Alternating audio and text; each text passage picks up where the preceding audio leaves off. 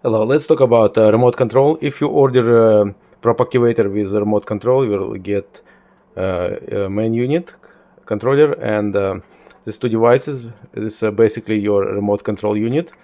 It has a pre-installed battery, and this is a receiver.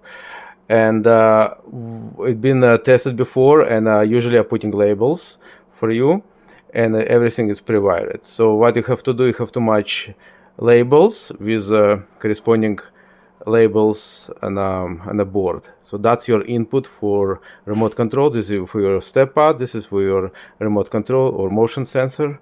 That's all one. And so, for example, you'll get this unit. That's your receiver, and these two wires, they are together. It shows a V plus. So we are just connecting to the V plus. So just get a small screwdriver, make them loose counterclockwise, and so once again V plus, it's that one shows I'm sorry, V plus, going to V plus.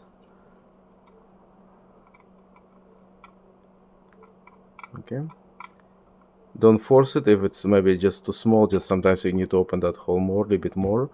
Next one is going to be S for signal. So it's a yellow wire, S. See, it's marked right here, S.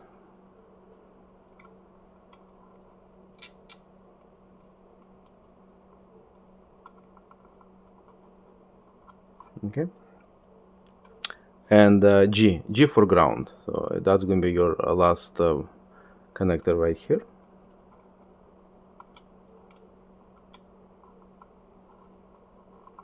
Push all the way. Use a screwdriver just to tie them up.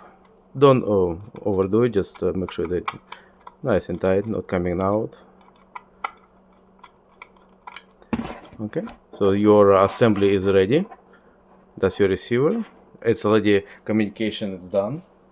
So what you're gonna do, just get a USB power with USB-C. You don't need a screwdriver anymore. When you plug the unit, it's going to probably it's gonna work right away because it's been in a test mode, all been tested. Usually I'm testing with some basic sequences. And if you order with remote control, looks like it's going to stand by screen. So what it does, it's waiting for the signal from remote control. If you can see, its motion is waiting for the motion, waiting for the for motion. I'm treating this one like if you see motion, you are triggering. So that's why I call this motion sensor. So when you push the button, you're gonna see motion detected, and timer start working. Start activating your props and your sequence wherever you desire, sequence, random, or manual.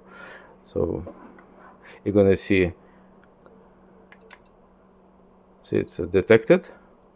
Now it's unit activating, and when you're triggering during the sequence, it's not gonna interrupt. Your sequence gonna finish first. After that, you can only trigger again when all of your sequence is timer is expired. So when you try to trigger during sequence, you can see it does work. It's detecting the motion, but it's not gonna interrupt your sequence. The sequence needs to get finished. So that's the last prop, and let's do it again. See, it's waiting for the motion again. Trigger again. Basic. It's if you some people asking what's the sequence. I mean, there was it's a 433 megahertz, and has built-in memory inside. This is power from the unit. So this doesn't have no battery, just a relay inside. This has a power, so maybe lasts for one season. If not, just open up and get new replacement battery for next season. Okay, that's your motion activating. And let's go back, menu. So when you go back to, that's your main screen. When you set up your sequence, you set up your 1 second or full duration. They have a video about that one.